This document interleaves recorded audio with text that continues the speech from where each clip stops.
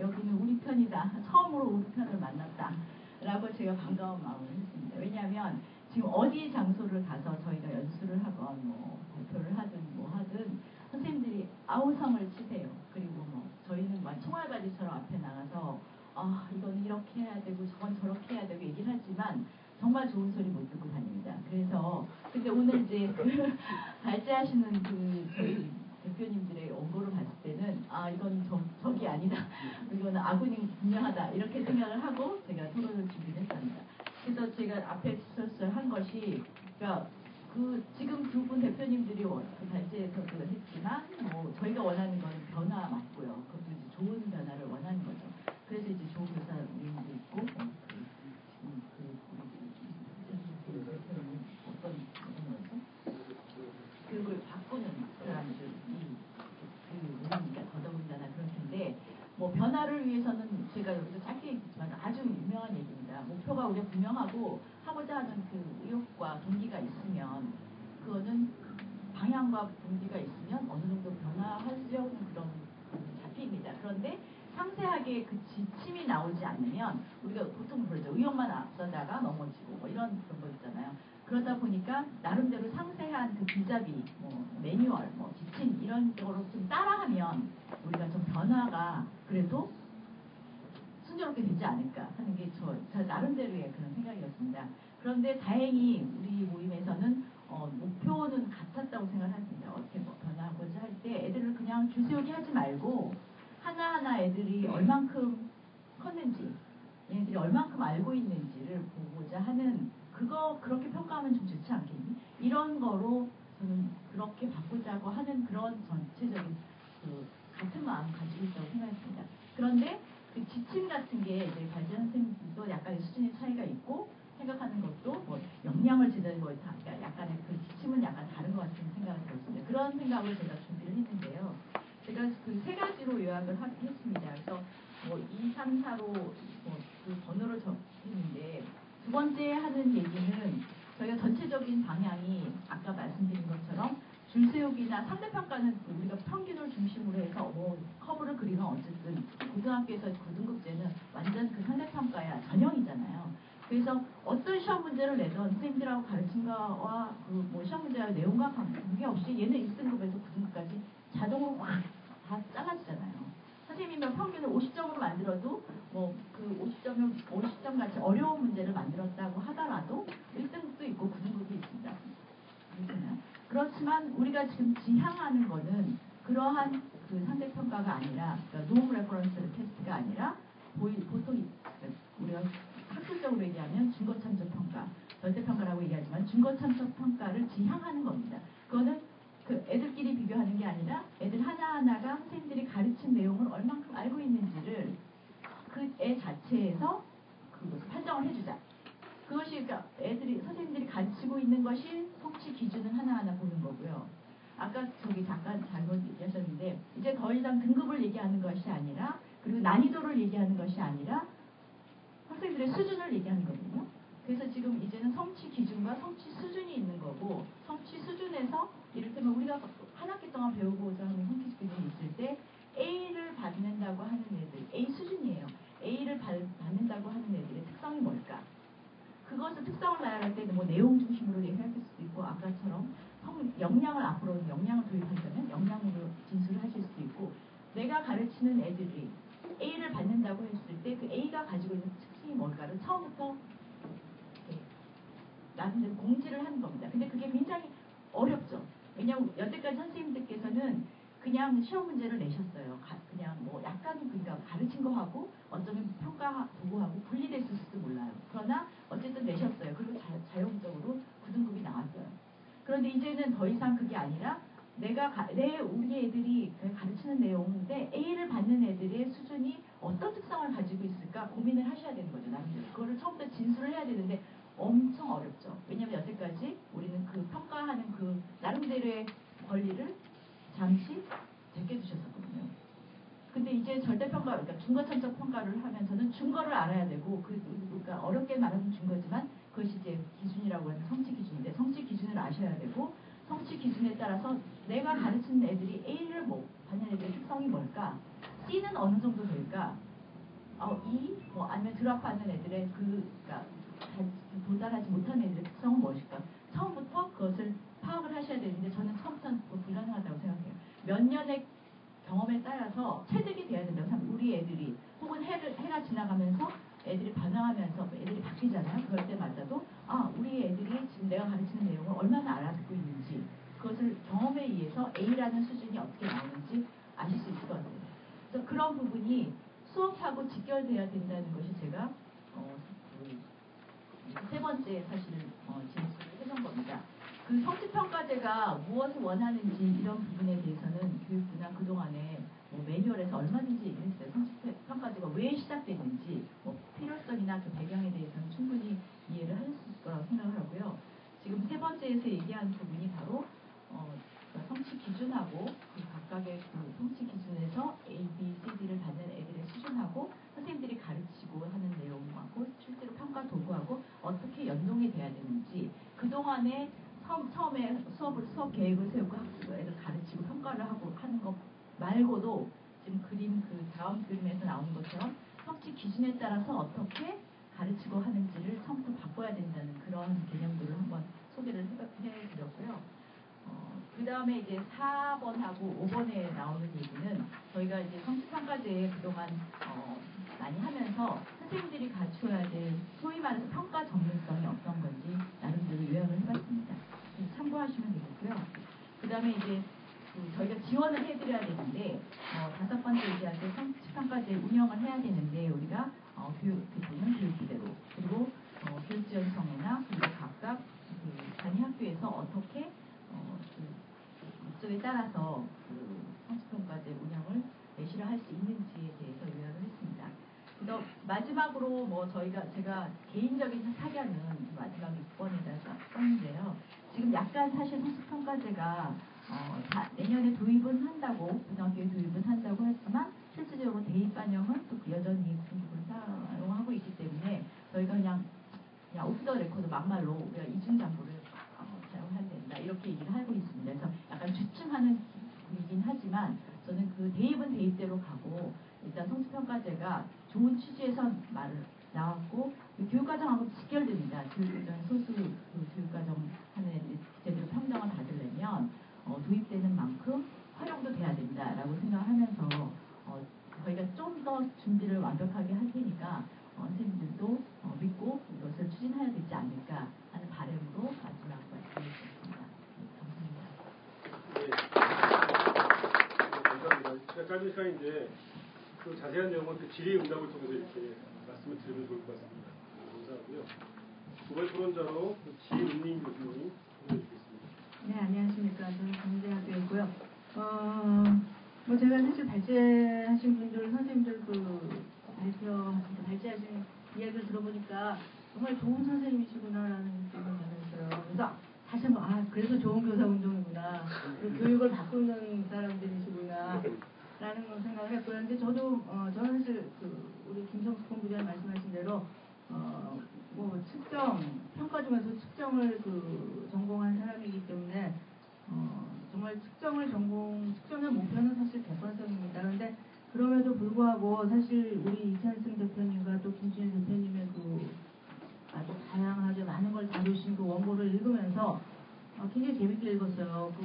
성취평가제 하면 보통 사람들이 객관성, 변별력, 그 다음에 또 신뢰성, 이런 것들부터 얘기하거든요. 근데 그런 거 얘기 안 하세요. 거의 안 하셨고, 가장 제가 좋게 본 게, 사실 이게 약간의 표현이 다르지만, 제가 여기 토론문에서 썼듯이 타당성에 대해서 논하고 계신 겁니다. 평가를 할 때 정말 평가해야 되는 것을 하고 있느냐, 이것이 중요하다는 거죠. 그래서 우리가 평가도 하나의 교육 활동이지 않습니까? 그럼 교육 활동으로서 평가를 하려면 결국 학생들의 학습, 교육을 발전시키고 개선시키기 위해서 하는 건데, 그렇다면 정말 발전이 필요한 능력이든 기술이든 지식이든 역량이든 그런 것들을 평가해야 되잖아요. 그래서 우리 그런 식으로 해야 되는데 지금 우리가 그렇게 하는 거냐라는 것을 굉장히 중시 여기기 때문에 저도 굉장히 기뻤습니다. 사실 평가에서 정말 타당성을 빼면은 아무것도 아니에요. 평가는 더 이상 존재할 필요가 없는 겁니다. 존재의 가치가 타당성이거든요.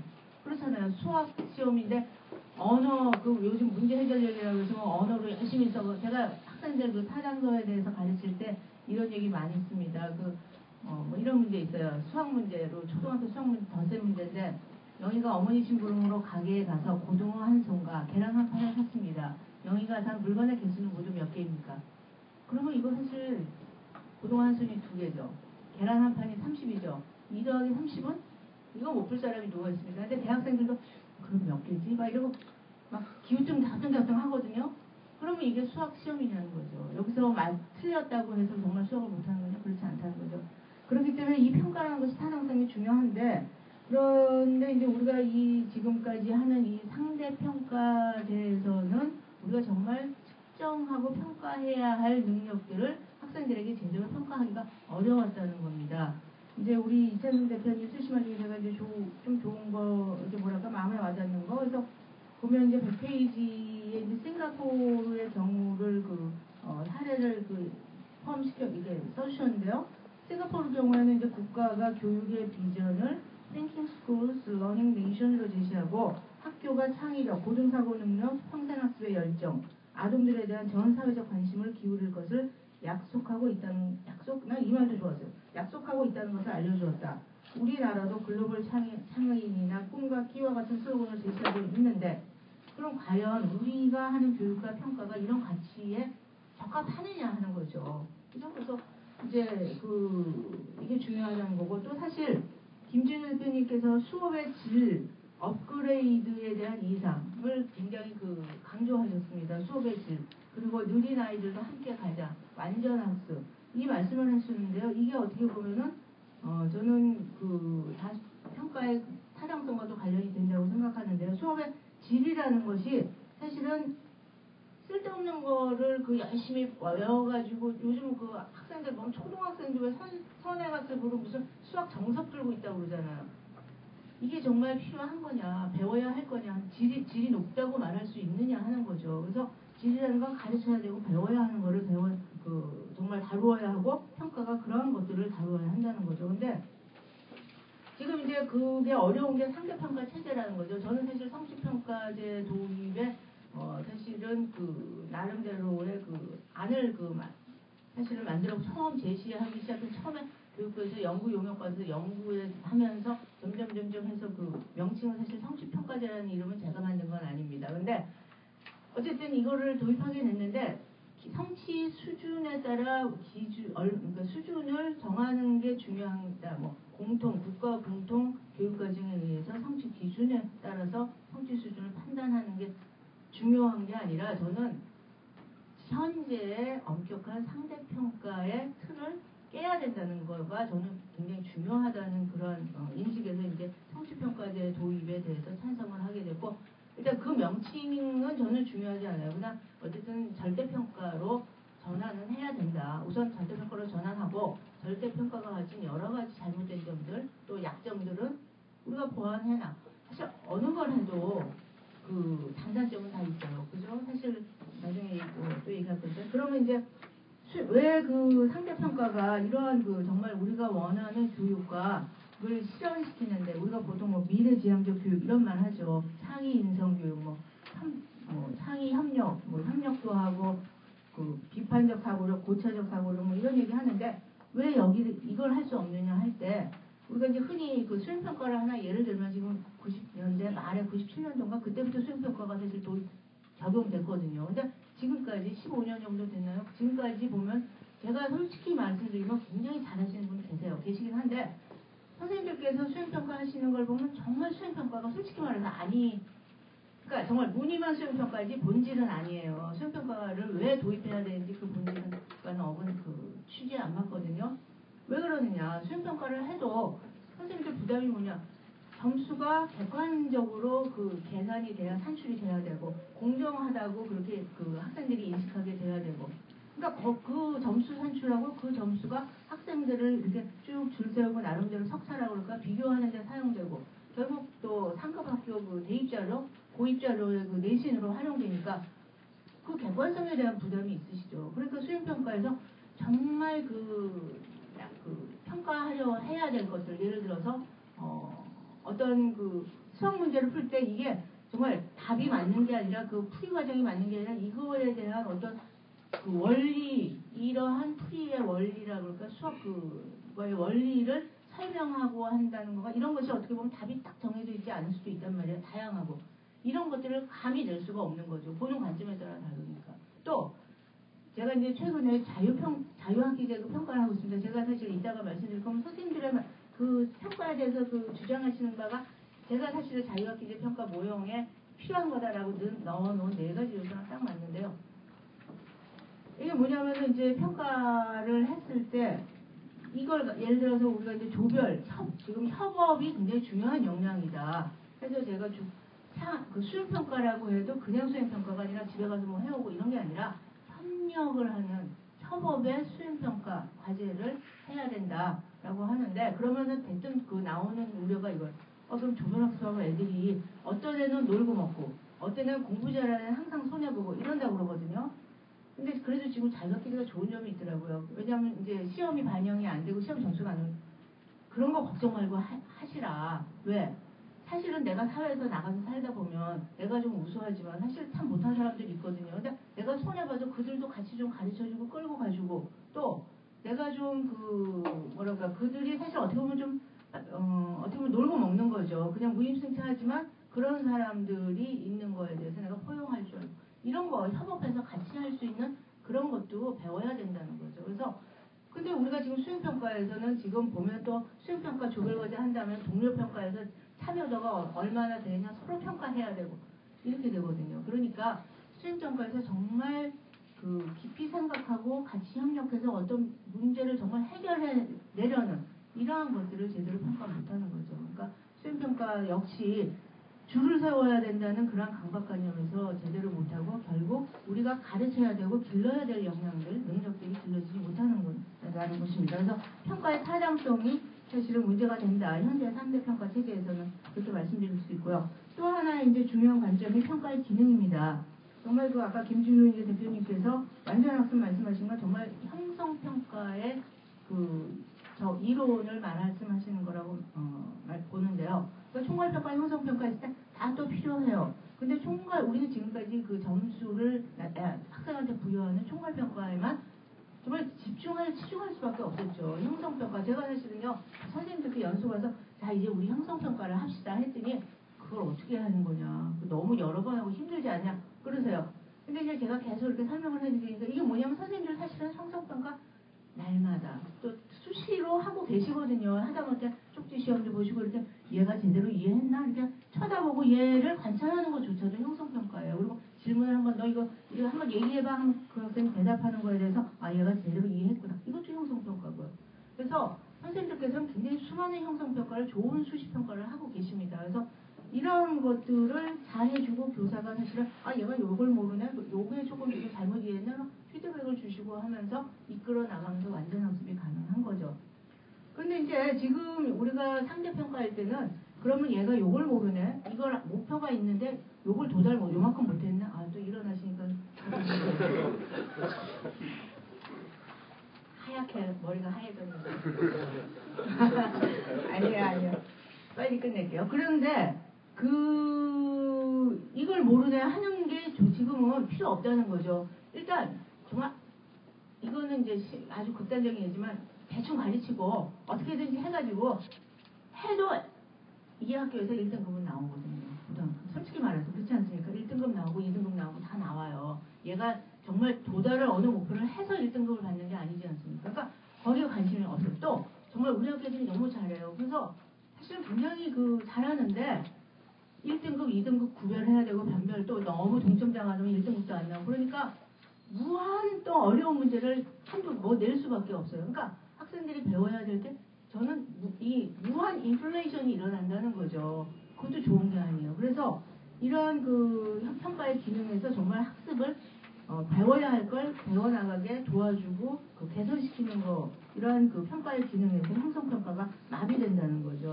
그래서 상대평가가 이제 이런 문제가 있고, 그 다음에 마지막으로 역시 또 얘기 안 할 수 없는 게 아까도 말씀하셨지만 대학 입시체제. 저는 이제 다른 건 다 말씀 안 드리겠습니다. 사실 제가 성취평가제 아직도 얘기하고 있는데, 성취평가제를 하면 이렇게 절대평가할 때 성적 인플레이션, 그리고 어떤 분이 이렇게 그 질문을 하세요. 성취평가제 하면 국가 공통 교육과정에 의해서 성취 기준에 따른 성취 수준을 해야 되니까 예를 들어 특목고는 다 거의 A 받고 아주 그냥 열악한 지역은 다 뭐 E나 뭐 이렇게 받아야 되는 거 아니냐. 저는 그거는 사실은 성취평가제로 해서 지금 사실은 우리 평가원에서 오셨지만 어느 정도 참고하라는 거지. 저는 그거는 우리가 교육이 할 건 아니라고 생각해요. 제가 성취평가제를 얘기했지만 성취평가제라는 것이 정말 공통의 하나의 잣대로 학생들을 대하자는 건 아니에요. 정말 저 열악한 지역에서 얘가 이만큼 했으면 선생님이 그러니까 선생님들이 평가의 전문성을 갖추셔야 돼요. 판단하실 수 있잖아요. 이렇게 열악한 지역에서 정말 영어 학원 하나 없고 제대로 무슨 원어민 하나 보기 힘든 데서 영어를 이 정도 하면 얘는 정말 사실 A 수준이다. 문제도 조금 쉽게 내도 돼요. 아까 난이도도 제가 사실 설명해 드릴 수 있는데 나중에 또 설명드리겠는데요. 좀 쉽게 내도 돼요. 거기서 맞아서 A 받아도 된다는 거죠. 특목고 같은 경우는 정말 교육적인 차원에서 문제를 어렵게 내서 또 나름대로의 그 성취 욕구를 그 동기를 불러줘야 되고 그래서 다른 것보다 저는 성취평가제 도입을 우리 김일환 연구사님도 계시지만 도입해야 된다는 거는 상대평가의 이 굴레에서 일단 벗어나야 된다는 걸 저는 정말 말씀드리고 싶습니다. 네, 여기서 마치겠습니다. 네, 감사합니다. 이번 기회가 민망하게 생겼다는 전체를 위해서 이해해 주시고요. 일단 실제로 처음부터 이렇게 오랫동안 이 성취평가에 대해서 제안도 하시고 연구하셨기 때문에 나중에 그 흥미로운 말씀드릴까 자유 학기제를 어떻게 보면 잘 활용하면 성취평가 경험할 수 있는 어떤 좋은 기회인 것 같아서 그렇고 마지막에 말씀하신 참고 그림도 관심 있었는 피사 2015년 운영평가 내용들이 샘플이 있어서 그런 내용들도 한번 일단 여쭤보시면 좋을 것 같고 저도 개인적으로 드리겠습니다. 감사하고요. 세 번째로 교육부에서 오신 김일환 연구사님이신데요. 사실 지난번에도 저희가 한번 내부 간담회 할 거 오셔서 바쁘신 자리에서도 저희가 많이 배웠고 실제로 김준호 선생님이 그 발제해 보시면 그 연구사님께서 해주신 말씀이 굉장히 도움이 됐는데 어려운 자리에 오셨는데 그 교육부에서 실제로 성취평가제에 관련된 업무를 담당하고 계시는 그 연구사님의 프로를 듣도록 하겠습니다. 안녕하세요. 네, 교육부 교육연구사 김일환입니다. 지난번에도 말씀드렸는데 안면이 있으신 분들이 좀 다수 있는 것 같습니다. 제가 업무를 성취평가제 업무를 담당하고 있습니다. 그러면서 평가 관련 토론문을 이렇게 발제문을 이렇게 받았는데요. 제목이 기로의 성취평가제 어디로 가야 하나. 일단 기로의 성취평가제는 건 맞는 것 같습니다. 왜냐하면 저희도 성취평가제 도입의 타당성은 상당히 공감을 하고 있는데 그리고 저는 성취평가제를 반드시 도입하겠다라는 의지도 또 열정도 가지고 있습니다. 그런데 문제는 이 평가의 두 가지 기능이 있잖아요. 하나는 우리나라 현실 선발 기능, 그리고 다른 하나는 그 성취 수준을 확인해서 그 학교 성취 수준에 따른 피드백도 하고 또 전반적으로 수업도 개선하고 이 두 가지 기능을 이 평가가 동시에 해야 되는데 소위 말해서 두 마리 토끼를 잡아야 되는데 그 두 마리 토끼를 다 잡을 수 있는 묘안이 없어요. 그러다 보니까 저희가 이렇게도 해보고 저렇게도 해보고 그런 끝에 나온 게 정답을 아직은 못 내놓다 보니까 그래서 일단 대입 반영 즉 변별력이죠. 선발 기능은 2년 유예 하고 그리고 지금 성취평가의 본질적 기능 평가의 본질적 기능인 성취 수준에 따른 성취 수준을 확인하고 거기에 따른 피드백과 거기에 따른 수업 개선 이것은 이제부터 시작하겠다. 14년부터 바로 도입하겠다라고 정리가 일단 한 겁니다. 그리고 이제 그 2년 유예된 기간 동안에 우리가 완수하지 못한 나머지 프로젝트도 충분히 우리가 수행할 거라고 보고 있고요. 그러면 성취평가제를 어디로 가야 되나? 지금 두 대표님께서 이찬선 대표님과 김진호 대표님께서 말씀해 주셨는데 저는 이 발제문을 읽는 내내 참 기분 좋게 읽었어요. 왜냐하면 저와 생각이 상당히 유사하기 때문에 그렇습니다. 저뿐만이 아니라 교육부의 평가와 관련된 분들도 아마 비슷한 생각을 가지고 있지 않는가라는 생각이 듭니다. 특히 말씀하신 이찬선 대표님께서 말씀하신 제4의 길로 방향으로 가야 된다. 네, 충분히 공감을 하고요. 기본적인 방향을 그렇게 잡고 있습니다. 그리고 또 역량 중심 교육과정 이것도 상당히 이거는 우리나라뿐만이 아니라 세계적으로 논란이 되고 있어요. 근데 아직도 역량 중심 교육 과정의 반대 개념은 교과 중심 교육 과정이거든요. 우리는 현재 교과로 딱 나눠져 있어요. 국어, 영어, 수학, 미술, 음악, 도덕, 사회, 지리 딱 세분화돼가지고 거기 세분화된 전문적인 그런 교육 과정이 되어 있는데 그런 교과가 교과의 벽을 허물고 정말 학생들이 미래 사회에서 필요한 역량 중심으로 교육 과정을 재편하고 그리고 거기에 따른 수업을 하고 거기에 따른 평가를 해야 된다. 이게 이제 역량 기반 교육 과정을 강조하는 분들의 목소리거든요. 이게 이것도 앞으로 많은 논란이 될 겁니다. 그리고 이제 다음 차기 교육과정 개정에서 이 부분이 쟁점으로 부상할 것 같아요. 근데 기존에 계신 그 교과 전문가들은 교과 중심으로 여전히 갈 필요가 있다고 보시고, 그리고 이제 교육학자들 중심으로 해서 미래 사회의 교육 변화를 추구하시는 분들은 역량 중심 교육과정으로 가야 된다. 이렇게 얘기를 하고 있습니다. 그래서 얼만큼 이 두 발제 자신 분들과 저희 교육부 생각이 비슷하냐면 108페이지를 봐주십시오. 그 아래에 이제 표로 제시를 했는데요. 이게 이제 지금 제가 준비하고 있는 보고서에 현황을 진단한 내용입니다. 이렇게 보시면 그 진단에서 보면 교수학습에서 현재 지식전달 중심의 획일적 수업. 왜냐하면 수능을 준비하는데 이 강의식 수업만큼 효율적인 게 없습니다.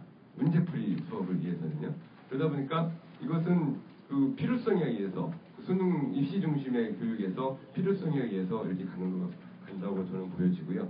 그리고 조금이라도 좋은 대학을 가기 위해서 1등이라도 한 단계라도 더 높아져야 되기 때문에 성적 향상이 주요 목표인 것. 근데 여기에 대해서 이제 저희가 추구하는 거는 이게 이 7차 교육과정 때부터 강조했던 부분이 바로 이제 활동 체험 중심의 맞춤형 수업입니다.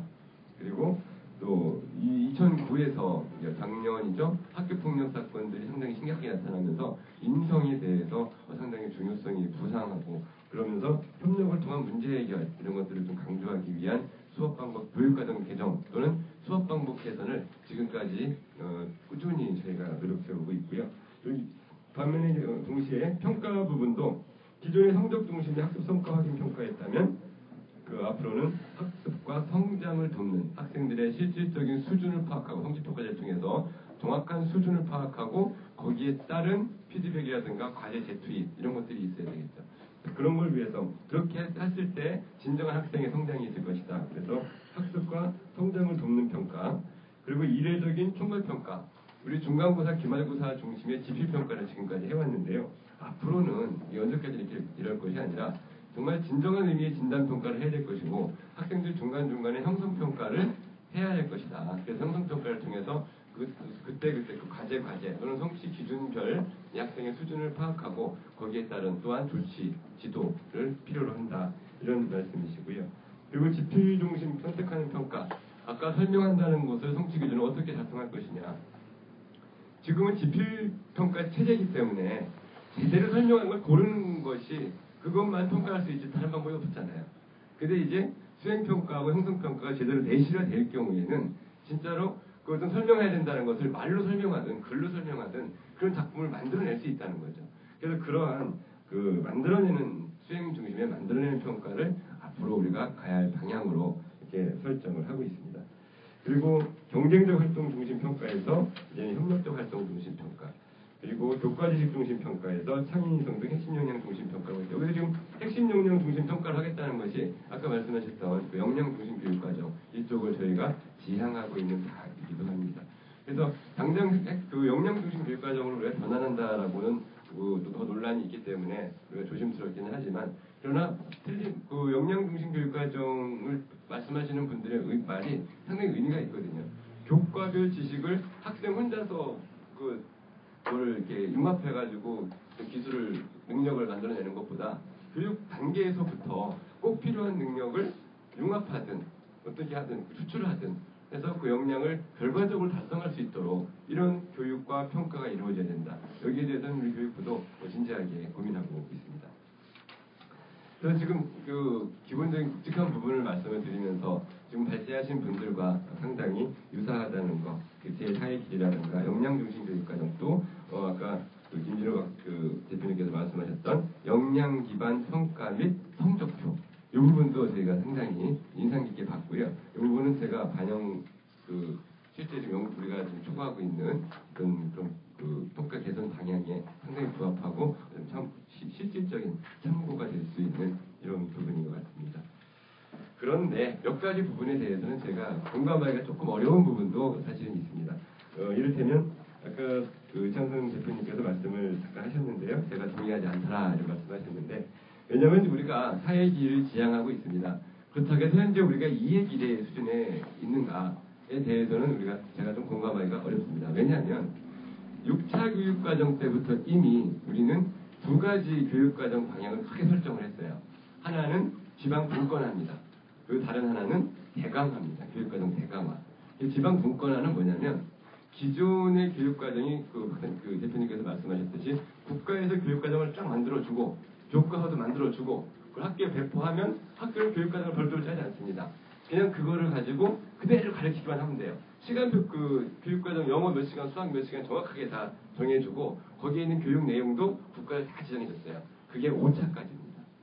그게 6차 때부터는 그렇게 하면은 이 서울에 있는 학생하고 지방에 있는 학생하고 또 학교 특성에 따라서 외국어 있고 뭐 여러 가지 다양한 학교가 있는데 이 학교의 특성에 맞는 수업을 할 수가 없습니다. 그래서 그 교육 국가 수준에서는 기본적인 내용만 정해주고 나머지는 시도교육청이 그 시도교육청에 맞게끔 지침을 만들어서 보낼 수 있도록 했고요. 그리고 또 시도교육청도 일정 부분은 분명히 학교에 재량을 줘야 돼요. 그래서 일정 부분은 학교에서 재량껏 그 학교의 특성과 지역 여건과 또 학생과 학부모의 요구에 맞는 교육과정을 편성 운영할 수 있도록 한 게 6차 교육과정 때부터입니다. 그래서 6차 교육 때 보면은 110페이지에 제가 6차 교육과정하고 7차 교육과정에서부터 어떻게 우리가 자율화를 더 왔는가라는 것을 이렇게 제시를 했는데요. 처음으로 학교 수준 교육과정이 개발되기 시작합니다.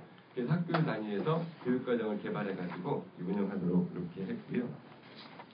어쨌든 그 지역의 특성과 학교의 여건, 또 학생, 학부모의 요구에 맞는 교육과정을 학교에서 편성할 수 있도록 길을 열어준 게 6차 때 처음이었고, 그 다음에 7차, 2009 이게 가면서 여기 점점 발전해가지고 현재 고등학교 같은 경우는 전 과목이 선택교육과정입니다. 그리고 사실 학교 여건만 된다면 모든 과목을 학생이 선택하는 것을 개설할 수가 있습니다. 제도적으로는 사실 완전히 선택교육과정이 되어 있는 거고요. 그 다음에 우학년 됩니다.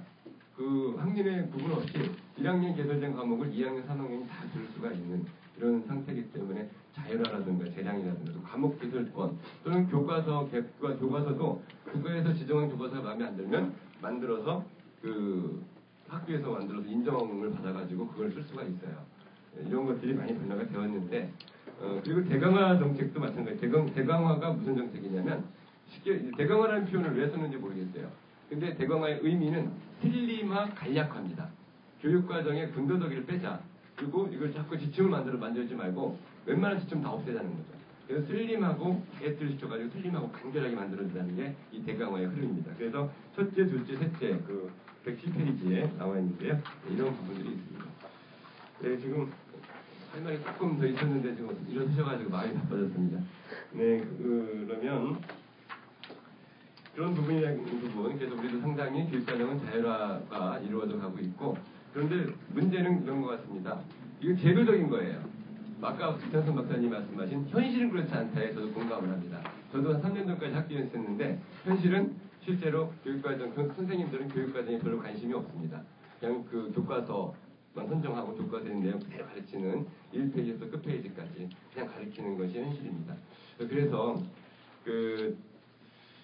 성취평가제가 이 학교 자율화가 제도적 측면과 현실적 측면을 좀 구분해야 될 것 같습니다. 제도적 측면으로 우리 사회 길을 가고 있는데 현실적 측면은 입시 중심의 교육이다 보니까 교과서 중심으로 입시 시험 문제 풀이 중심으로 갈 수밖에 없는 시스템 체제에서 이걸 개선할 수 있는 극복할 수 있는 방법은 저는 성취평가제밖에 없다라는 생각을 하고 있습니다.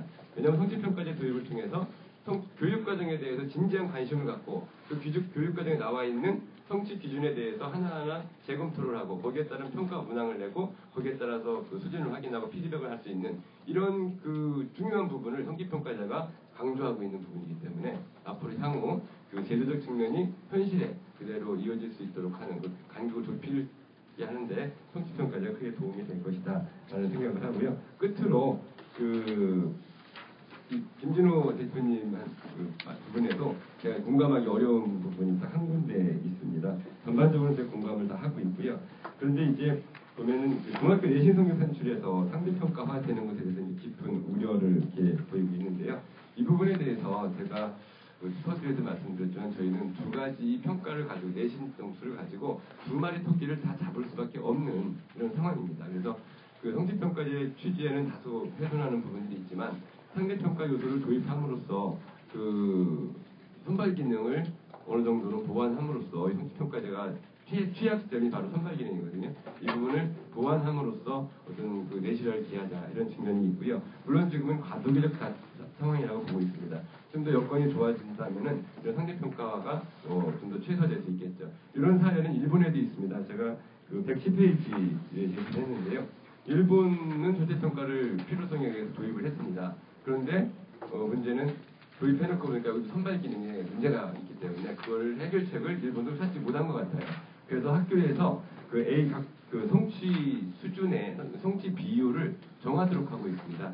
여기 말하면 5점, 4점, 3점, 2점, 1점인데요. 이게 우리로 말하면은 A, B, C, D입니다. A는 5점, B는 4점. 그런데 A는 7%, B는 24% 이렇게 정하도록 해놨습니다. 그래서 이것은 결국 상대평가죠.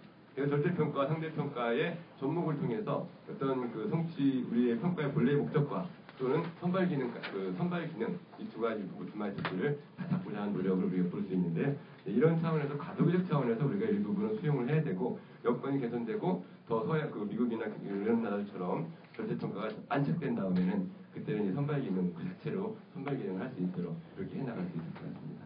네, 제 말이 좀 길어졌습니다. 네, 감사합니다. 공약 때 제가 느꼈던 건데 저희 동의에도 중요한 부분인 것 같습니다. 저희가 이상을 이렇게 정해놓은 부분과 현실과의 차이가 있기 때문에 과도기에서 이제 생길 수 있는 문제가 있을 때 너무 이상이라 이름으로 모든 걸 다 이렇게 평가절하하는 게 오히려 같이 안 될 수 있기 때문에 저희도 논의할 때 그런 것도 중요한 것 같고요. 종합운동에서도 그 앞에 어떤 로드맵은 되게 중요하게 잘 선정할 필요가 있을 것 같고요. 근데 그런 면에서 마지막 그 토론자가 연결될 것 같은데요. 저희가 이 성취평가제를 얘기할 때 단순히 정책적으로나 어떤 교육 관련해서 바꿔라 이렇게 그래야 할 수 있다는 논리가 아닙니다. 일단은 그건 더 요구하지만 이 안에서 우리가 이제 준비가 될지 교사 입장에서 저희가 교사 입장에서 준비가 안 돼 있으면 여건이 마련되더라도 결국 또 안 될 수도 있다. 교사의 어떤 역량의 부족으로 인해서. 그래서 어려운 여건이지만 저희는 저희 내부적으로는 그 동영상 선생님들에게 지금이라도 성취평가 준비하고 있어야 돼 계속 끊임없이. 그래야지 이제 이게 들어왔을 때 우리가 대사적으로도 얘기할 수 있을 것이다라는 얘기를 하고 있어서 그 실천을 얘기하고 있는데요. 그 부분에서 마지막 토론해 주신 김병건 선생님께서 숙자에서 연구회를 하시면서 꽤 오랫동안 교육 수업 방법 이런 것도 연구가 많이 하셨고요. 특별히 어려운 가운데 고등학교에 있는 가운데서도 성취평가 관련된 어떤 여러 가지 고민들을 하시는 부분에 있어서 마지막 어떤 이 현장 교사의 목소리로 모셨습니다. 그 김병건 선생님의 토론을 들어보겠습니다. 안녕하세요. 반갑습니다. 김병선입니다. 반갑습니다. 저는 오늘 아침에 출근을 해서요. 하루 종일 이제 업무도 하고 시험 문제도 내고 또 이렇게 청소지도 하고 하다가 보니까 화장실 못 갔더라고요. 근데 그 학교 현장이 너무나 바쁘고 정신없는 상태에서 또 이 성취평가를 처음에 접했을 때는 너무나 가슴이 턱 막히는 듯한 느낌을 받았었습니다. 그래서 저는 김지루 선생님이 보내주신 그 자료를 보고 제가 이제 그걸 읽고 나서 쓴 그 발제인데요. 내용인데요. 그래서 제 생각을 한번 정리해봤습니다. 이렇게 선생님들 입장에서는 이 성취평가제가 어떻게 보여줄 것인가에 대한 그런 생각이 들어서 한번 적었습니다.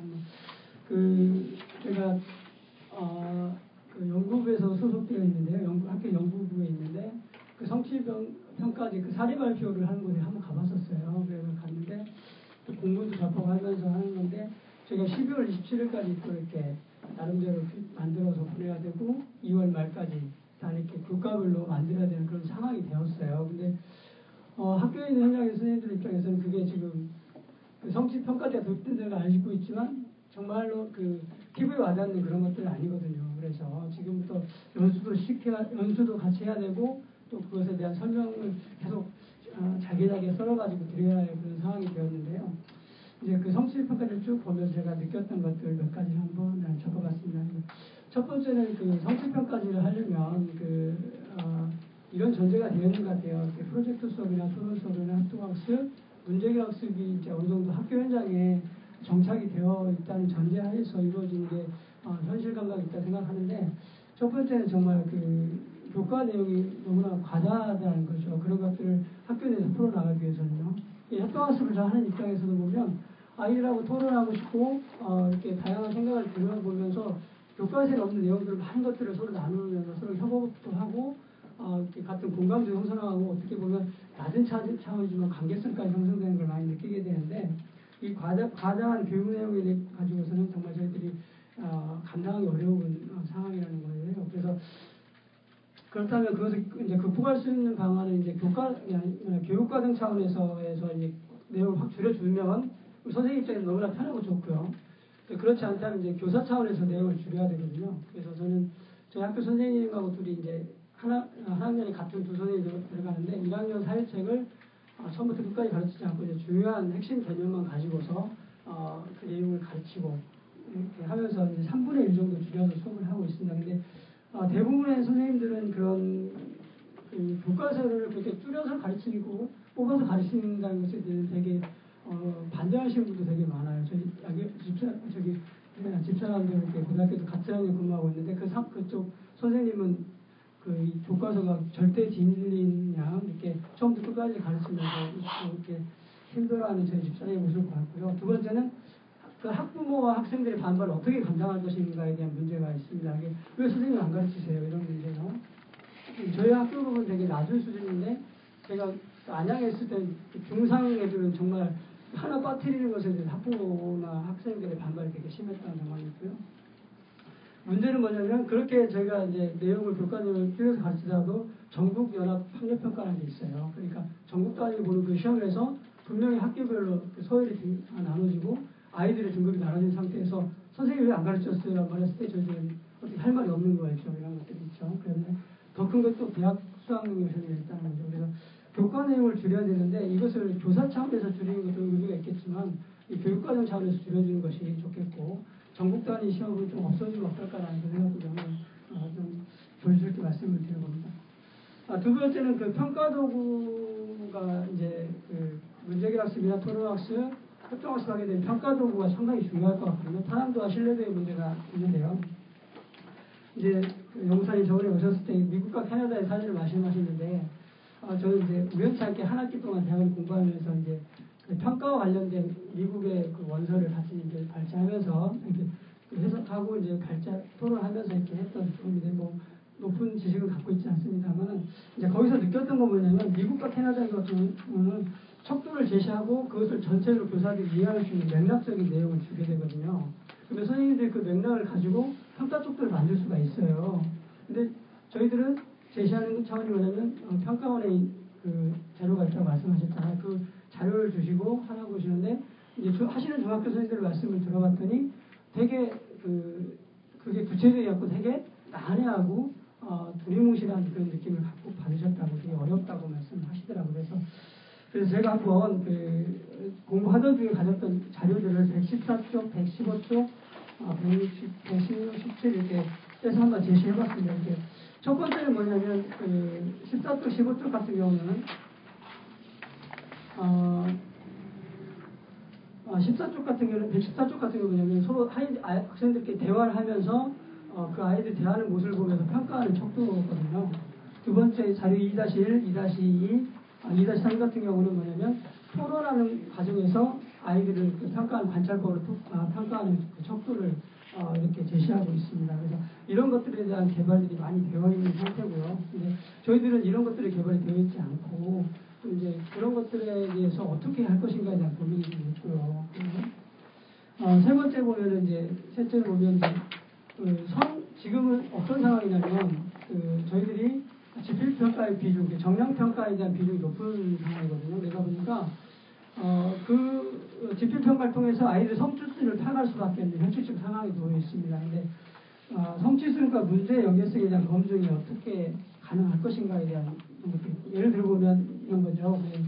뭐 상권분립에 대한 얘기를 했을 때 아이들을 A, B, C, D로 했을 때 이 정상 부부가 나오지 않고 그쪽을 한쪽으로 치우치는 게 나올 수밖에 없거든요. A나 뭐 E나. 그랬을 때 이제 어떤 중학교 선생님의 그런 이야기를 들었는데요. 이에 치우치니까 이제 교육지원 쪽에서 그것을 다시 제 문제를 다시 해서 정상 부분을 만들어라라는 이야기를 했다고 그래요. 그래서는 낮은 수준이기 때문에 그만큼의 또 더 낮은 수준의 문제를 만들어서 평가할 수밖에 없습니다. 그래서 전반적으로 성취도가 하락하는 그런 결과를 야기했다는 그런 말씀이 있고요. 또 문제는 그 성취 수준이 낮은 애들 재수를 어떻게 시킬 거냐에 대한 문제인데 이제 그런 아이들 같은 경우 방학을 위해서 이게 특기 적성을 하듯이 할 수밖에 없는 상황인데요. 우리 한국의 정서상 선생님들이 걔네들이 다 유급할 수 있을 것인가에 대한 문제 이런 것들도 좀 많이 고민이 되고요. 넷째 보면 그 성취 평가제가 교사가 학생의 모습을 그려가는 그런 평가해야 되는데 이것이 지금 저희 교사들 입장에서 일의 개념으로 다가올 수밖에 없는 그런 좀 어려움이 있죠. 상당한 피로감으로 다가오고 있습니다. 그래서 어떤 느낌이냐면요. 성취평가제가 하나 있고요. 그 반대편에 대학 수능 평가 있고 제가 가운데 있는 느낌이에요. 그래서 양쪽에서 쭉 밀고 와요. 그러면 제가 너무 답답하니까 피하려고 하잖아요. 이쪽 갔더니 관리자하고 교육부에서 밀고 오고 이쪽으로 학부모가 밀고 오는 그런 느낌입니다. 그러니까 우리가 돌파구가 없는 그런 느낌이라는 거예요. 그래서 우선 제가 잘 이렇게 지식도 없고 경험이 없어 이런 얘기를 하겠지만 그런 느낌을 말씀드리고 싶고요. 앞으로는 좀 이렇게 저는 우려되는 게 뭐냐면 평가에 대한 그 학문적 연구도 없고 방향성이 제대로 제시되지 않으면서 평가권을 교사에게 주겠다 하면서 나중에 우리는 이게 좋은 방향성을 가지고 너한테 했는데 교사들의 능력이 부족해서 이것이 잘 이루어지지 않느냐라는 그런 차원에서 교사에게 책임을 전가하는 일이 해서는 안 된다고 판단이 되고요. 그래서 상기권의 지침에 따라 움직이는 교사 입장에서는요. 그런 주식 움직이는 저희로서는 정착되지 않은 것에 대한 교사 능력을 돌리는 것은 어떤 느낌이냐면 팔과 다리를 묶어놓고 막 달려가라는 그런 느낌밖에 들지 않거든요. 그래서 정말 친절한 좀 안내가 필요하다. 교사가 학생한테도 친절하겠지만 교육부나 상급기관도 교사들한테 학교에 좀 친절했으면 좋겠다라고 생각을 했습니다. 저는 이걸 성취평가제를 보면서 고민이 됐던 게 뭐냐면 이제 지표평가 비율을 줄여가는 게 맞다. 그 다음에 다양한 과제평가나 수행평가나 그 다음에 논술이나 아니면 프로젝트에 대한 그런 것들에 대한 평가가 늘어나는 것이 이렇게 아이들의 성취수준을 향할 수 있는 좋은 방법으로 생각을 하고 있고요. 그래서 제가 120쪽에 그냥 한번 넣어봤습니다. 저는 아이들에 대해서 이제 인성적인 면도 많이 평가를 한다고 생각해서 제가 이것은 이제 협동학습에 대한 전적인 가치를 포함하는 게 아니라 일반 선생님과 저의 그런 가치를 접목한 형태의 하나의 예라 볼 수 있는데요. 그래서 보면 수업 중 학생들의 적극적인 태도, 준비, 노트 정리, 발표, 성취도, 긍정적 상호작용, 프린트 정리, 교과서 지침 등 일지적 정의적 영역에 대한 내용들 두리뭉실에 막 넣었어요. 그래갖고 이제 수업할 때마다 잘하는 학생에다 보상을 하면서 칭찬으로 보상을 하면서 이렇게 해서 이제 상대적으로 이렇게 수행평가를 했던 경험이 있습니다. 한번 더 봤고요. 그래서 저는 그 목적과 취지는 되게 공감을 하고 저번에도 말씀드렸지만 공감을 하지만 그것을 이루어가는 데 과정에서 교사들이 얼마나 많은 상처를 받지 않을까라는 그런 고민도 좀 들고 저도 이렇게 그런 성취평가제가 들어오게 되면 협동학습 하는 입장에서는 상당한 돌파구가 많이 될 수 있는 기회일 수도 있겠다라는 그런 생각도 해보셨습니다. 네, 이상입니다. 감사합니다. 저도 맞춰주시고 학교 현장에서 고민을 말씀해 주셔서요. 일단은 저도 이 말을 들으면서 저희가 일단 교육의 문제를 얘기할 때 수상적 목표를 얘기하면 누구나 동의하시는 것 같아요. 막연할 때는 실제 어떻게 할 거냐 이렇게 나올 때 이제 막연히 하고 이제 논쟁이 되는 부분이 있어서 성취평가도 저도 마찬가지 지금 제가 올해 휴직을 한 상태인데 제가 복직하면 두려운 게 뭡니다. 성취평가제가 도입이 돼서 이제 제가 5년이 정도 복직을 하는데요. 제가 이제 적응할 수 있을 것이냐 여기에 대해서 제가 다 토론을 준비했지만 와서 저보고 내일 해보라고 그러면 전혀 감이 안 잡히는 거예요. 도대체 얘가 A인가 B인가 이게 도대체 이거를 한 번도 저희 경험을 안 했기 때문에 그런 부분에 있어서 저는 두 가지인데요. 내부적으로 준비를 해야겠지만 외부적으로 볼 때 영상이 쓰였더라고요. 100년이 되겠는데 너 급하게 이렇게 판단하는 거 아니냐 말씀하시는데 저 그런 부분들은 모두 교사건 학생이건 사회 모두 그거를 이렇게 동의하는 부분이 있어야 되고 교사가 이제 새로운 거에 대해서 준비할 수 있는 시간도 줘야 되는데 현재 경험상 이게 줄 거냐 이제 또 이렇게 1년 만에 바로 또 이제 이렇게 안 되네 우리나라 이렇게 돼버릴 것 같다는 두려움도 있어서 아무튼 이 논의가 굉장히 의미가 있을 것 같다는 들고요. 말씀하신 대로 들어보니까 이렇게 되게 치열한 어떤 내용 무대보단 전반적인 부분에 공유를 하신 것 같고 세부적인 부분에 차이가 있는 것 같은데요. 지금부터 이제 저희가 질의응답 자유 토론인데요. 제 생각에 짧은 시간 동안에 가능하면 이 플로어에 있는 분들 얘기도 하셔야 하기 때문에 일단 충분하게 질의응답뿐만 아니고 보이는 의견이 있으면 쭉 말씀하시고 그 다음에 그것들에 대해서 혹시 각자의 이제 해당되시는 게 있으면 메모하셨다가 또 못하시는 게 있으면 마지막에 여기서 이렇게 쭉 마무리 발언하시는 게 어떨까 싶습니다. 일단은 왔다 갔다 하지 않고요. 여기서 일단 질의하실 거 있으면 질문하시고 아니면 본인의 의견이 있으면 말씀하시고 해서 일단 한 10분 정도는 일단 플로어 얘기를 들어보도록 하겠고요. 혹시 말씀하실 가능하면 소개 좀 해주시면 궁금했는데 어떤 분이 참석하는지 아는 서로 아는 게 좋겠습니다. 예, 자연스럽게 지금부터 이제 플로어로 좀 이렇게 마이크 좀 올리겠습니다. 질의응답, 자기 의견 다 예. 예, 저는 그 경기도 남양주에 있는 호평중학교 근무하고 있습니다. 이승곤이라고 합니다. 먼저 저는 그 교육부에서 나오신 김일환 연구사님이시고요. 예, 연구사님이 그 아까 두 분 발제하신 대표님과 거의 뭐 비슷한 의견을 갖고 계신다고 그러는데 제가 보기에는 전혀 그렇지 않습니다. 왜 그러냐면 이창 그 두 분 대표님들은 그 전국 단위 그 학업성 지도 평가하는 것을 적극적으로 반대하시는 분들입니다. 그리고 교원 능력 평가도 적극적으로 반대하시는 분들이에요. 이 평가가 지금 가장 문제가 되는 게 이 두 개가 학교 현장의 그 평가거든요. 획일적으로 하고 있는. 그래서 그거는 교육부랑은 전혀 맞지 않는 지금 말씀하신 거에 대해서 저희들이 그 동의할 수 없습니다. 그래서 저는 이 평가와 관련해서 전국 학업 성취도 평가는 빨리 폐지되어야 한다고 생각을 합니다. 그리고 여전히 그 교육부에서 학교 현장에 강요하는 교육과정이라든지 이런 것들이 굉장히 많거든요. 그게 대표적인 게 이제 작년에 올해 그 학교 스포츠 클럽이라는 것을 교육과정에도 없는 걸 강제해가지고 전국의 모든 중학교가 이걸 의무적으로 해야 돼요. 그러니까 뭐 교육과정이 전체적으로 다 그 뭐 완전 타격을 맞고 특히 창체 같은 아주 직격탄을 맞아가지고 창체 활동이 많이 망가지는 이런 사례가 있었습니다. 그래서 이런 것들도 굉장히 그 교육 현장에서는 큰 문제라고 생각합니다. 예. 네. 자, 그 내용에 대해서 일단 말씀 주시고 예. 쭉 일단 여기서 읽도록 하겠습니다. 예. 네, 저는 조은교사운동 정책위원이고요. 또 사교육 걱정지상에서 일하고 있는 안상진이라고 합니다.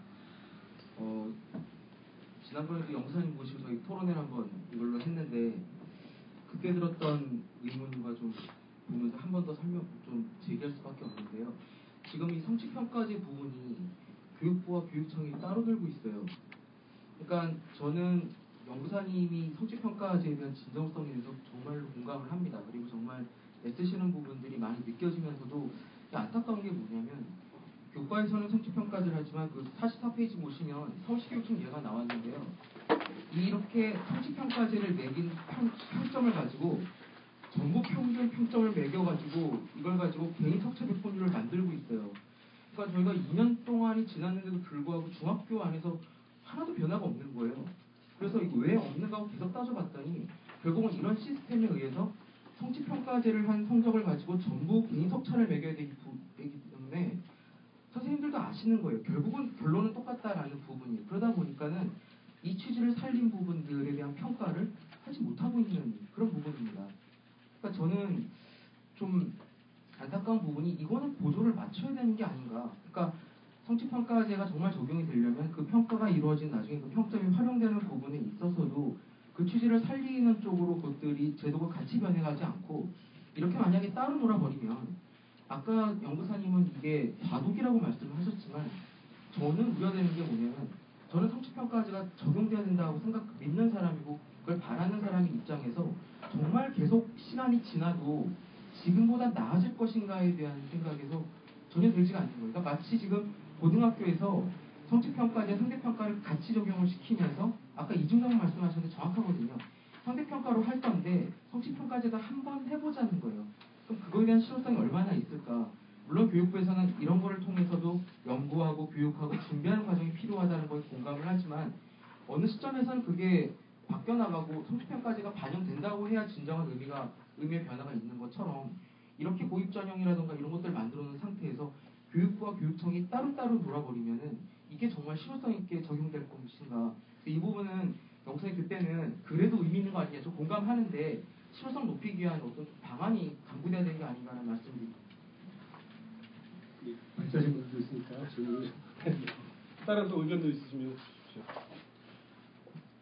사실은 되게 또 큰 그림을 또 그려주신 분도 있어서 저도 그렇게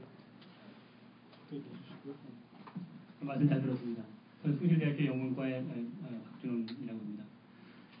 지금 이제 저도 이제 교육에 관심이 있어서 좀 말씀 잘 들어봤는데 지금 성취평가제는 바람직하겠죠, 진짜 바람직한데 과연 우리나라 이제 이런 교육 상황에서 이것이 얼마만큼 교육 현장에 안착되는가 문제가 있습니까? 근데 제가 보기에는 이 문제를 너무 교육 내부의 문제로만 한정시키는 것 같아요. 사실 문제는 밖에 있는데요. 이게 근본적인 문제가 뭡니까? 이 좋은 대학 나와야지 뭐 좋은 직장 갖고. 그러니까 아주 그 ATKP라고 하지 않습니까? 거기에 다 이제 목매여 있는 건데 가장 크게 변할 때가 저는 대학교라고 생각합니다. 지금처럼 대학교를 들세우는 식으로 했다가는 아무리 이런 중등 초등학교 현장에서 성취평가를 생각하더라도 결국은 이게 상대평가로 해서 선발 기능이 있기 때문에 그 한계가 있을 수밖에 없을 것 같아요. 제가 한번 이제 몇 년 전에 그 싱가포르를 방문한 적이 있었는데 거기서는 이제 아마 나라 전체가 국민적인 합의를 한 것 같아요. 그러니까 성취평가제를 하더라고요.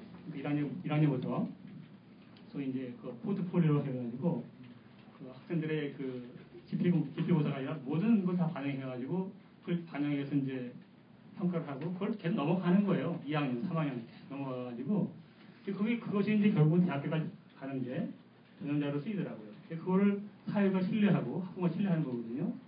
근데 우리나라는 그런 신뢰가 안 되고 그러다 보니까 믿지 못하는 것이죠. 그리고 이제 그 사회에 있어서는 이미 사회적으로는 그 합의가 있는 거겠죠. 그 대학교를 가야 할 학생이 있고 그렇지 않고 그냥 직업에 나올 학생이 있고 그게 사회가 크게 사회가 말이죠. 크게 무슨 뭐 그에 대해서 무슨 없는 것 같아요. 왜냐하면은 그냥 직업 현장에 뛰어들어도 학생들이 그 졸업후에 뛰어들어도 나름대로의 고수를 받고 적자 크지 않기 때문에 그러니까 이 대학교에 대한 소위 말이죠. 그 기대나 그런 갈망이 우리보다 심하지가 않습니다. 제가 약간 웨디컬한 생각인지 모르겠습니다만 현재 우리나라에 한 4년제 대학교가 한 200개가 있다고 해요. 근데 이거의 한 4분의 1 정도를 거의 같은 레벨로 그냥 묶어서 한다면 많이 그 대학교에 대한 그 수요랄까 그 지나친 과장 경쟁이 많을 것 같아요. 그러면 진짜 뭡니까 지금처럼 소위 아주 뭐 한 점 더 받기 위해서 그런 강력한 그런 뭡니까 없어질 것이고 그 되면은 자연스럽게 이 중고등학교에서도 이제 이런 성취 평가제가 좀 많이 될 수 있지 않겠는가 하는 생각을 해봅니다. 네네 감사합니다. 결국 이제 하나의 저번째 결과도 큰 교육과 사회에 연관되어 있는데요. 결국 이런 논의를 통해서 우리가 그러면 어디서 끊어서 이제 시작을 할 거냐가 되게 중요한 부분인 것 같습니다. 어느서부터 시작할 거냐 되게 중요한 부분인 것 같은데 중요한 큰 걸 말씀해 주신 것 같습니다. 또 한두 분 정도 더 의견 듣겠습니다. 예.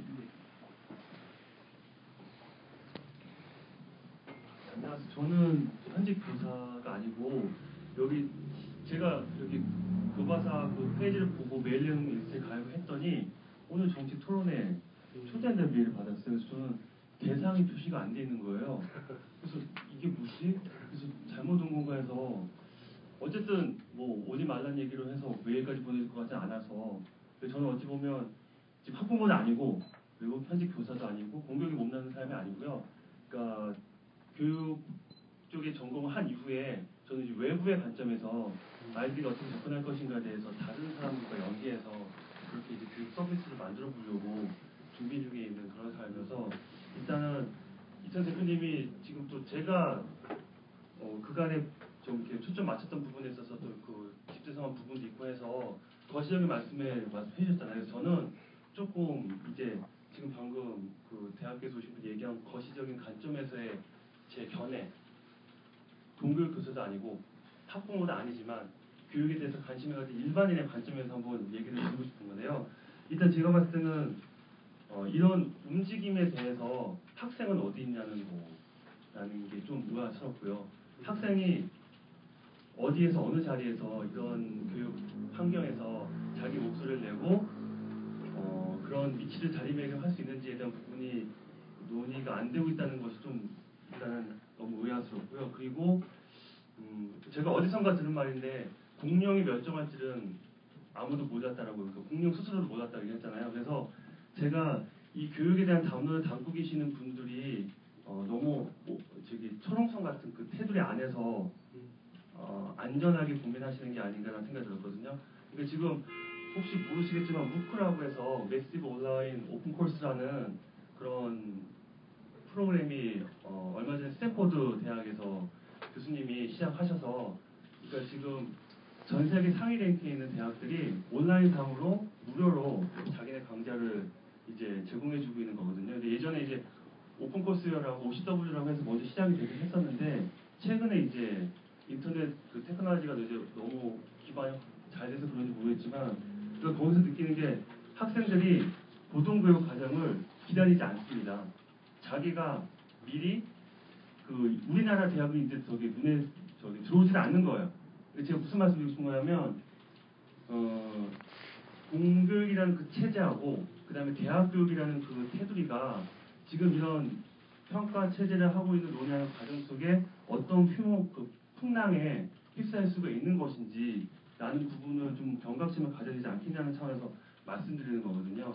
그러니까 아이들은 지금 손안에 전 세계로 소통할 창이 주어졌어요. 부모님들은 걱정하세요. 그리고 학교에서도 제안을 해요. 근데 어쨌든 그 기기를 만들어내서 팔고 있는 그 방법까지는 막을 수가 없는 거잖아요. 그러면 아이들이 소통할 수 있고 볼 수 있는 범위는 이미 어른들 생각을 뛰어넘었는데, 그런 과정에서 자라는 아이들이 이런 자기가 선택할 수 있는 길과 교육과정과 그 다음에 자기의 생애 설계를 과연 공교육에만 의존할 것인가, 그걸 흐름을 갈 수 있을 것인가라는 좀 회의가 좀 있거든요. 의심이 듭니다. 의심이. 그러니까 아이들 스스로도 이런 기성세대의 움직임에 공감할 수 있는 그런 중간에 낀 세대들이 많잖아요. 제가 가끔 20, 30대 젊은 친구들을 만나면 내 때 처음 수행평가제를 했었어. 근데 저는 시험상 그 몰모트 같은 거 있잖아요. 그런 얘기 많이 해요. 그러니까 자기가 교육세대 정치의 희생양이 됐다는 그런 발언들을 많이 하거든요. 그러니까 뭐랄까 여러 가지 교육의 흔적들을 지금 전 세대에 걸쳐서 안 좋게 이렇게 흩뿌리고 있는 거를 수렴하는 그런 공감의 분위기가 먼저 있어야 될 것 같고, 그 토대 하에 지금 외부적으로 어떻게 이 교육이 안주할 수 있는 체제가 흔들릴 수 있는 것인가에 대한 부분은 분명히 다른 관점에서 많은 논의가 있어야 됐다는 생각이 들어서, 그래서 오늘 정책 토론이라는 느낌으로 온 거라기보다는 좀 다른 방안의 어떤 얘기가 있을 것 같아서 왔는데, 여기 이게 각계에서 딱 이 분야에 딱 고정 못 박으신 분들만 오신 것 같아서 저는 그게 조금 아쉽다 말씀을 지금 말씀드렸습니다. 네, 감사합니다. 그러니까 학생의 어떤 상황과 더 큰 그림이죠. 저희도 발제해 보시면 이제 저희도 칸 아카데미 읽고 이제 저희가 자극받은 부분이 있는데, 칸 아카데미로 대표해서 무크의 어떤 방향이 현재 공부에 어떤 영향을 미칠 것인가에 대한 어떤 더 큰 그림의 고민 필요한 말씀이라서 점점 그림이 커지고 있는 생각이 있고요. 이게 의미인 것 같긴 합니다. 저희가 실제로 이게 너무 작은 단위에서의 고민 아니냐 이런 말씀이시기 때문에 놓치면 안 될 것 같습니다. 감사하고요. 혼자 바꾸신 때 저희가 일단 좀 이렇게 먼저 의견 듣고 또 혹시 기회 되면 하겠습니다. 역시 일단 이 정도 아주 저도 질문 좀 상호 질문 또 할까요? 예, 아까 발제하면서 제기했던 부분인데, 딱 잘라서 말하면 김중에 누가 말씀하셨다는데 난이도 조절하고 풀리기하고 이게 어떻게 구분이 되는 건지 명료하게. 수준 또 비슷한 말이죠. 예. 그 얘기는 일단 다 던져주시면요. 각자 제가 볼 때 상호 또 질문도 하시고 각자 시간이 주어질 때 이제 그 얘기 모아서 해주면 될 것 같고, 끝나고 한 목씩 또 더 기회를 드리겠습니다. 예, 일단 그러면 상호 혹시 또 질문 있으시면 발제자와, 사실 개인적으로는요, 이게 저희가 토론회를 이렇게 할 때 이렇게 두꺼운 토론이 별로 없는데요. 굉장히 이렇게 양이 많은 토론을 잘 읽어보셔도 굉장히 좀 되실 것 같고, 고민이 좀 있을 것 같은데 충분히 못 다뤄서 제가 이렇게 진행을 하면서는 이런 걸 끝장 토론 한번 해본다 이런 생각이 밤새 좀 프로했었는데 뭔가 시간이 쫓기는 느낌이 있습니다. 일단 그럼 일단 먼저 이렇게 토론자부터 해서 일단 마지막 발제까지 이렇게 시간 한 3분에서 5분 정도 제가 시간을 드리겠습니다. 들으신 내용과 그다음에 못하신 내용을 포함해서 일단 짧은 시간에 좀 이렇게 말씀드릴 것 같은데 일단 역으로 갈까요? 김명수 선생님부터 이렇게 가고 그다음에 발제로 가겠습니다.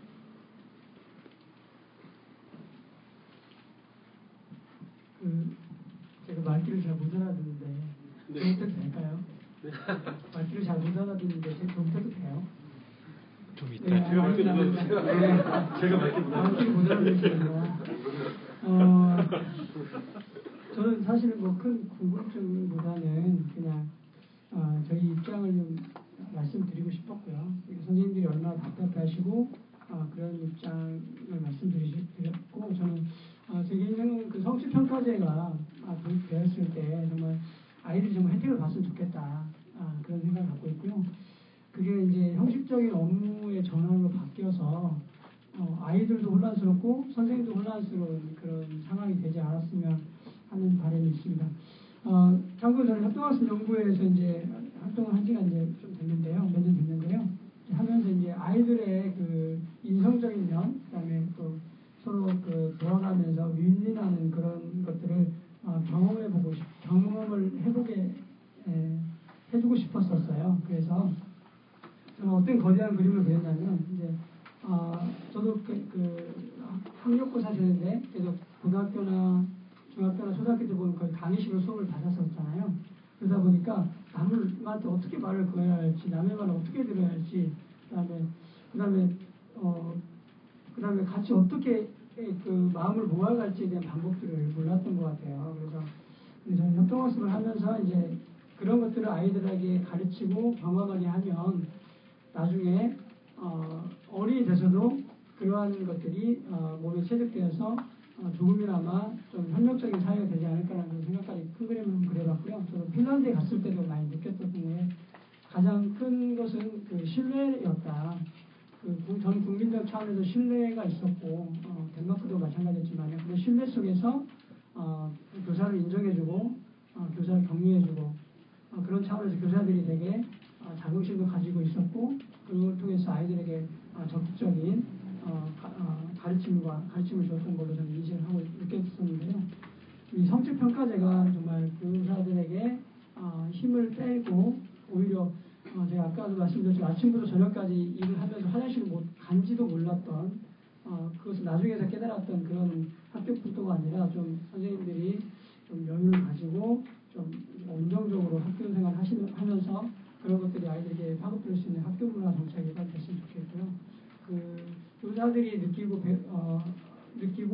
교사들이 위로부터 받은 것만큼 또 그것이 밑으로 내려가잖아요, 아이들한테요. 그래서 그런 맥락적인 정책들이 좀 더 만들어졌으면 좋겠다는 그런 생각을 가지고 있습니다. 네, 감사합니다. 네, 제 질문이 많이 들어온 것 같은데요. 네, 시간 관계상 짤막하게만 몇 가지 말씀을 드리겠습니다. 여러분들이 발제자분들도 그렇고 토론자분들도 그렇고 이제 학습량 과다 문제를 계속 이렇게 문제를 삼고 이제 학습량이 많다 보니까 어려움이 많다. 통학습도 하기 어렵고 성취평가제도 하기 어렵고 저희 교육부에서도 이 문제에 대해서 아주 심각하게 고민을 하고 있고 진지하게 해결책을 모색하고 있습니다. 그래서 실제로 7차 교육과정에서는 교육과정상에서 학습 내용을 30% 감축을 목표로 그 당시 교과교육과정 담당자들한테 연구자들한테 강력하게 어필을 했습니다. 그래서 이제 나름대로 30%를 뺐다고 좀 자평을 하고요. 근데 그 다음에 2009 개정교육과정에서는 그래도 많다. 그래서 20%를 더 감축하자. 그래서 결국 20% 감축을 했습니다. 근데 이때는 7차 교육과정 때는 감축하자고 했는데 말로만 감축한 것 같이 동물적 감축한 것 같지가 않다. 그래서 이번에는 문장 수 자체를 줄여라. 성취 기준 수 자체를 20% 무조건 감축시켜라. 전교과에. 그래서 나온 게 2009 개정교육과정입니다. 근데 그래도 교과서를 그 교육과정에 따라서 그럼 실제로 7차 교육과정 대비해서 지금 50%만 남아야 되는데 그렇지 않습니다. 이게 왜냐하면 교육과정이 수가 줄어도 그 교육과정은 우리 교과서에 설계되잖아요. 떠대는데 이 교과서 쓰는 사람들이 욕심이 많아요. 예, 그래서 많이 있습니다. 그래서 교과서 두꺼워지는 거예요, 자꾸. 그래서 이 우리의 노력이 교과서에서 결국은 좌절되거든요. 그래서 이번엔 또 다른 노력을 했어요. 어떤 노력이냐면 핵심 성취 기준 개발입니다. 이것은 뭐냐면 교육과정이 국어과 교육과정이 100개가 있다. 그럼 50개 훨씬 핵심이 되는 것들을 50개만 딱 체크를 하는 거예요. 그래서 이 핵심 성취 기준 중심으로 가르쳐라. 물론 체크 안 했다고 해서 안 가르치는 건 아니지만 우리가 협동학습이라든가 뭐 수행평가라든가 이런 것들은 핵심 성취 기준에 기초해서 하는 거죠. 그럼 그것을 중점적으로 가르쳐야 될 것이고, 그리고 나머지 부분들은 좀 스킵할 부분은 스킵하고 구분할 부분은 구분하고 이렇게 해서 학습량을 좀 줄여보자. 뭐 이런 식으로까지 저희가 그 노력을 하고 있다는 점을 공감해 주시고요. 근데 여기서 포인트는 뭐냐면 우리 선생님들이 교육과정을 정확하게 이해하셔야 돼요. 그러니까 수업을 교과서 1페이지서부터 끝페이지까지 진도 나가는 것이 수업이다라는 인식에서 벗어나야 돼요. 진짜 진정한 의미의 교육과정을 이해하고 교과서를 딱 보시면 교육과정과 무관한 내용들이 많이 있거든요. 그런 것들은 과감히 스킵할 수 있어야 돼요. 그게 어느 나라가 잘 되고 있냐면 미국이 그게 잘 되고 있습니다. 미국은 교과서가 이렇게 두껍습니다. 실제 가서 보시면 좀 두꺼운데 그걸 교사들이 교육과정에 맞는 내용만 가르치고 나머지 스킵해버리거든요. 그리고 자기가 중점을 두는 부분은 가르치고 그렇지 부분은 스킵을 해버려요.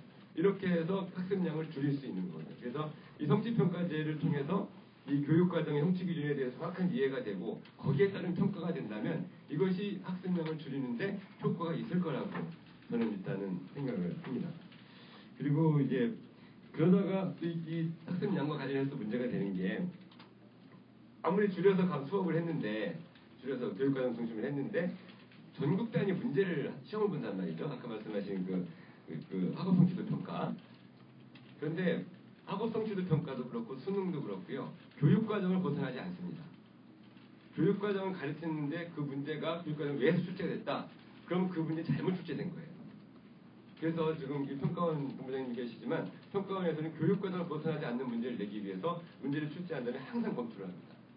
그래서 제대로 된 문제는 교육과정을 벗어나지 않는 것이기 때문에 자신감을 가지고 교육과정 내용만 가르치는 거 이런 부분들이 필요하지 않겠냐. 그리고 이제 그 입장이 전국 단위 학업 성취도 평가하고 교원 능력 평가가 저랑 입장이 다를 것이다 했는데요. 그 부분이 다른 것 같습니다. 네, 그렇지만 제가 해서 공감이 된다는 얘기는 발제문에 한한 그 얘기를 말씀드리는 거고 성취평가제 학생 평가에 관련된 거를 공감이 된다 이런 뜻이고요. 예, 학업 성취도 평가는 저희 과에서 담당하지 않고 정보 분석과에서 담당합니다. 근데 이게 의미가 굉장히 중요한 거예요. 왜냐하면 학업 성취도 평가를 하는 이유가 뭐냐 이거죠. 이거는 우리 학생평가 담당은 제가 하지 않거든요. 정보 분석과에서 하는데 그 이유는 우리가 교육과정이 세 가지 수준이 있습니다. 국가수준교육과정, 지역수준교육과정, 학교수준교육과정이 있는데 학교수준교육과정을 우리가 중간고사, 기말고사를 통해서 학교수준교육과정에 대한 평가를 하고 피드백을 하는 거예요. 근데 국가도 국가수준교육과정에 대한 평가를 하고 거기에 대한 피드백을 하고 거기에 그 결과를 토대로 해서 교육정책을 수립하는 건 맞거든요. 그래서 학업성취도 평가가 필요한 거예요. 국가수준을 평가하는 시험이 있어야 그걸 가지고 학생 그 수준이라든가 어느 정도 성취를 했는지를 파악이 돼야 교육 정책을 거기에 맞게 추진할 수가 있거든요. 그래서 이 결과를 가지고 다양한 교육 정책에 도움이 될 수 있는 정보를 분석해내기 위해서 정보 분석과에서 이 업무를 하는 거예요. 그런데 문제는 그거를 조금에 높이기 위해서 시도교육청 간 경쟁, 학교 간 경쟁, 이 지나치게 경쟁이 되면서 그 이 목적과 취지가 훼손되고 경쟁이 도구로 활용되는 이 부분이 잘못된 거지 학업 성취도 평가의 자체의 목적과 취지는 바람직하고 봐야 됩니다. 근데 그 부분이 우리도 그 문제점을 알고 있어요. 이게 학교에서 지나치게 경쟁이 되고 그것이 오히려 우리의 목적과 취지보다 나쁜 부정적인 결과가 파생된다. 그래서 이제 우리가 지금 결정한 거는 초등학교는 폐지하고 중학교도 국영수는 사지되 사회과학은 폐지하고 그리고 점점 축소시켜가는 이런 모양새를 볼 수 있을 텐데요. 지금 일단은 우리가 중학교 국영수하고 고등학교를 하고 있는데 이것도 지금 올해 이제 실시를 하고 있는데 그 상황과 결과에 따라서 또 검토를 하고 거기에 또 발전 방안도 시도교육청에서 경쟁하지 않는 그래서 올바른 국가수준의 평가가 이루어질 수 있도록 이렇게 노력하고 있다는 점 말씀드리고요. 다른 두 가지 질문을 계속 말씀드리는 데가 시간 너무 많이 일단 제가 또 아직도 한 번 더 기회를 드리겠습니다. 나머지 두 질문 다 내겠습니다. 일단 두 분 중에 누가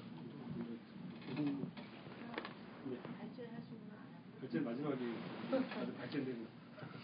네, 우리 본부장님께서 난이도 말씀하실지 모르지만 일단 아까 우리 김병수 선생님도 말씀하셨는데 이제 잘 모르겠어요. 평가원에서는 어떻게 보실지 모르지만 보통 사실은 미국 같은 경우는 이제 뭐 NCTM이라고 그 전국 그 교사협의회 같은 거 있거든요. 수학교사협의회 같은 게 굉장히 유명하고 큰 그런 협의회인데 이런 데서도 볼 때 사실은 성취평가라는 건 얼마나 그 목표를 학생들이 도달했느냐. 그러니까 어떤 뭐 수학이면 수학에서 굉장히 다양한 성취 목표들이 있잖아요. 그 중에 얼마나 달성했냐. 그래서 사실 A 수준 그럼 90% 이상을 도달했다고 볼 때 우리가 A를 준다 이렇게 하는 건데 그러니까 이제 제가 보기엔 평가원에서 굉장히 너무나 친절하게 세분화되어 있는 것 같아요. 그렇게 저도 어떻게 그거를 그 성취 기준별로 상중하에 뭐 이렇게 나누지 않고 보통 성취 목표들을 그냥 이렇게 열고 해놓거든요. 그럼 그거에 따라서 이제 문항을 출제하는 거죠. 적절하게 뭐 상중하를 섞어서 한다거나 뭐 이렇게 하는데 그래서 얼마나 달성했느냐를 보는 거고 이제 문항 난이도라는 거를 우리 아까 김준우 대표님께서 이제 말씀하셨는데 난이도라는 건 사실 객관적으로 어느 정도는 존재하죠. 존재하는데 또 상당히 상대적인 면이 있어요. 근데 우리가 이제 우리끼리도 흔히 하는 말이 난이도는 귀신도 못 맞추는 게 난이도인데요. 그러나 이론적으로는 뭐 이렇게 있죠. 그래서 뭐 예를 들어 2자릿수 덧셈보다 3자릿수 덧셈이 난이도가 높으니까 더 어려울 거고 뭐 그냥 받아 올림이 없는 것보다 받아 올림이 있는 게 어려울 거고 이런 나름대로의 그건 있어요. 근데도 불구하고 예를 들어 뭐 하나에 뭐 점이 하나 더 들어가거나 뭐가 하나 하면 그게 난이도가 확 또 달라지고 그런 게 사실 난이도긴 해요. 근데 이제 어쨌거나 그래도 나름대로의 이렇게 그 원리는 있습니다. 근데 난이도에 따라서 난이도를 조절함으로써 성적 그 부풀리기를 하는 것이 아니냐. 예를 들어 쉬운 문제만 내면 성적 부풀리기를 하는 게 아니냐. 지금 아까 그걸 말씀하시는 거예요. 이제 저는 그래요. 성적 부풀리기라는 건 기본적으로 고의적인 그 부정적인 어떤 그 의도가 있는 거고요. 예를 들어서 우리 학생의 수준이 이 낮은 수준이면 사실 걔네들을 위해서는 난이도가 좀 쉬운 문항들을 좀 많이 내고 거기서 조금 더 어려운 거나 도전적으로 그 정도 내서 거기서 90점이 나온다고 해서 저는 나쁘다고 생각 안 해요. 사실은 똑같이 우리가 전국 수준으로 해야지 해갖고 정말 굉장히 낮은 수준의 애들한테 시험 봐가지고 저 사실 저도 뭐 그런 경우인데 수학 같은 거 특히 어렵게 내면 평균이 뭐 30점 이렇게 나오고 뭐 60점 넣는 애가 하나도 없을 수 있고 이런 거 있잖아요. 그렇게 할 필요가 저는 교육엔 없다고 생각하거든요. 그러니까 성적 부풀리기라는 거는 고의적으로 어떤 혜택을 보기 위해서 대입에서 예를 들어서 좋은 그 A등급, 1등급을 많이 맞게 하기 위해서 그건 아니죠. 절대평가에서 90점 이상을 비율을 늘리기 위해서 이런 이제 그 부정적인 그 의도고요. 그것이 아니고 난이도를 조절하는 건 저는 교사가 당연히 저는 사실 또 해야 할 일이라고 생각해요. 뭐 이게 답이 됐는지 모르겠지만요. 네, 그렇습니다. 감사합니다. 오늘은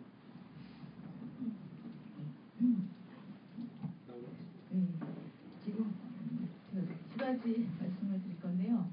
일단 난이도 얘기는 좀 국가순환 성적 평가도 저희 본부에서 합니다. 평가본부에서 저희가 사실 국가순환 성적 평가실이 가장 크죠. 왜냐면 아시다시피 지난 그 정부에서는 그 폐지평가가 가지고 있는 나름대로의 그 의미가 아까 김일환 선생님이 잘 설명해 주셨는데 국가수준에서 교육과정 질관리 그러니까 어느 정도 전체적으로 학생들이 초등학교 배웠으면 어느 정도 했어야 된다.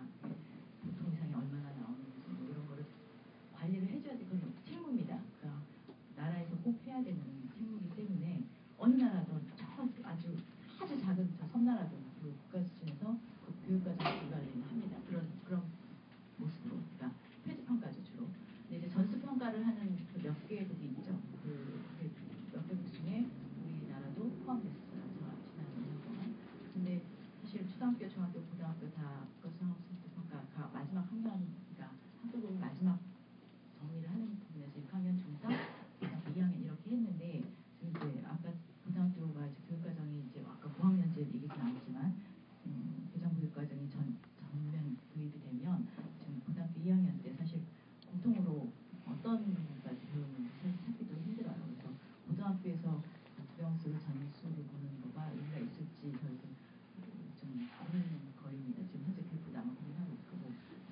초등학교에서 지금 폐지가 됐다고 했지만 초등학교에서 표지